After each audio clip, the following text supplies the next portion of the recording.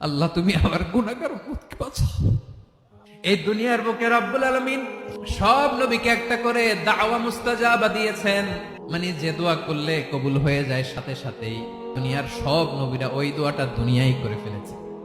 বিশ্বনবী বলবেন, আল্লাহ ওই স্পেশাল দোয়াটা দুনিয়াতে করি নাই, আজকে আমি তোমার দরবারে দাঁড়িয়ে কিয়ামতের দিন ওই দোয়াটা করছি। আল্লাহ আমার যে উম্মতের হৃদয়ে যাররা পরিমাণ ঈমান আছে, আমার একটা উম্মতকেও তুমি জাহান্নামে ঢুকাতে পারবা না।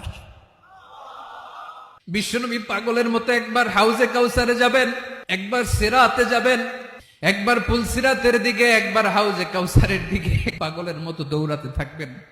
তার কোন গুনাহগার উম্মত যাতে জাহান্নামে ঢুকে না যায়।